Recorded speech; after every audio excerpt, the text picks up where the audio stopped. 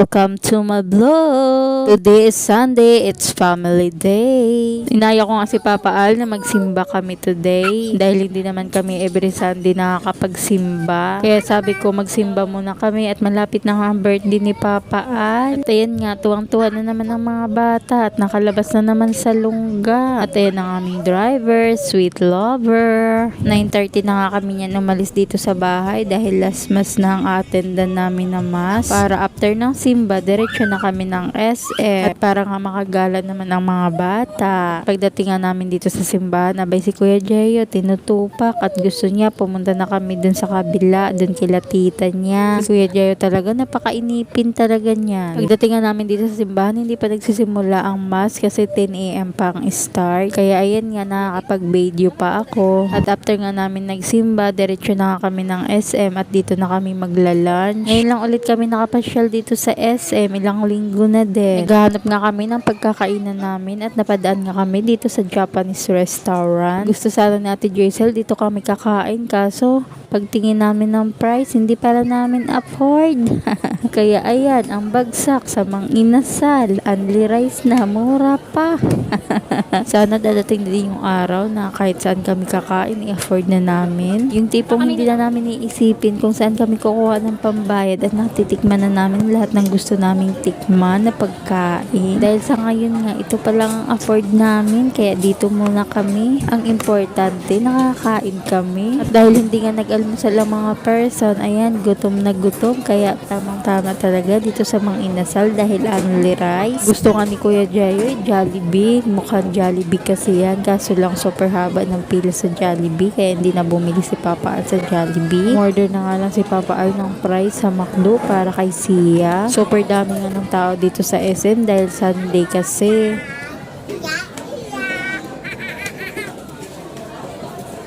Giging vlogger talaga to paglaki nito.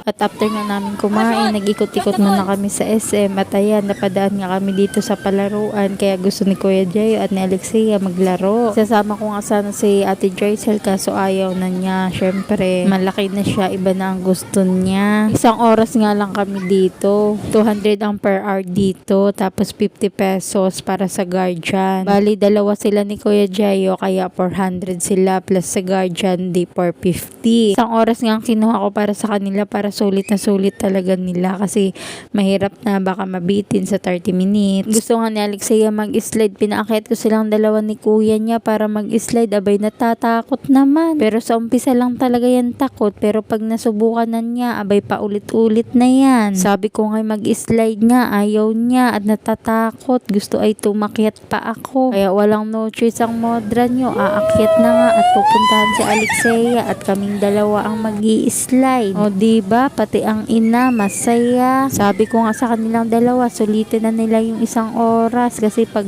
natapos na yung oras namin, abay baka iiyak. Hindi nga ako nagkamali dahil po nung natapos na nga ang oras namin ay ayaw pang lumabas ni Alexia. Gusto ata, dyan na siya titira.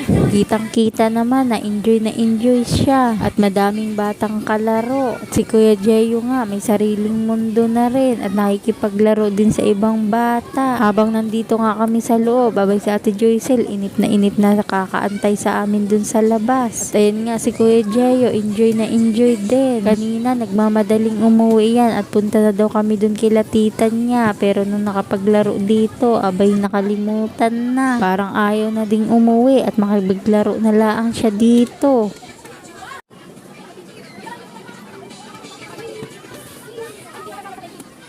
Nakakatuwa din naman si Alexia at marunong na maglaro ng luto-lutuan.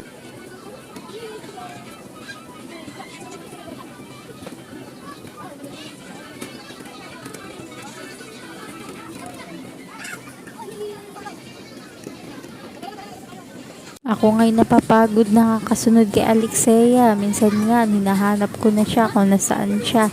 Ang bilis mawala. Ito nga ang kabuuhan nito ay play and ride. Mas mura siya kaysa sa Kidzuna, pero mas maganda talaga sa Kidzuna kasi ang daming palaruan, malawak ang paligid. Ito kasi maliit lang, pero medyo konti lang mga bata dito kaysa sa Kidzuna. Super dami din ng mga bata, lalo't Sunday ngayon. Ang advantage lang kasi ng Kidzuna, super dami dami talaga ng palaruan, ang daming choice ng mga bata sa paglalaro. Dito kasi sa pinasukan nila Kuya Jeyo more on balls, slide, saka konting luto-lutuan, mga ganon. Pero okay na din naman siya kasi enjoy din naman ang mga bata. Ang importante naman ay nag-i-enjoy ang mga bata, diba? Natapos na nga ang oras ni Kuya Jeyo at ni Alexia, iyak na iyak si Alexia at ayaw lumabas. Kaya ang hirap awatin ni Alexia sa mga ganitong palaruan. Pagkatapos nga nila dyan, abay kami umuwi na rin at dumaan muna kami dun sa kapatid ko, sa ate ko, dun sa kabilang barangay. Dahil si Papa Al nga ay maglalaro din ng basketball. Gusto din kasi lagi ni Kuya Jeyo, pupunta kami dun sa kabila at maglalaro sila ni Kuya Dave, yung pinsan niya. Nung papunta nga kami dun, habang nasa biyahe kami, si Alexia bagsak at nakatulog dahil napagod. Ito nga yung huling nilaruan nila, parang piano. Pag inaakyat mo ko, nagkukulay. Pero dapat may bantay yung mga bata kasi inaakyat yan hanggang dulo. Wala kasing harang dun sa dulo. Baka madiretso yung bata, makakadisgrasya. Ito ay hindi masyadong safe para sa mga bata. Kaya dapat talaga ang guardian nakabantay talaga sa mga bata pag dito sila maglalaro. At yan nga si Alexia, tuwang-tuwa kasi nag-iiba ang kulay at nag-i-slide nga siya. Diba?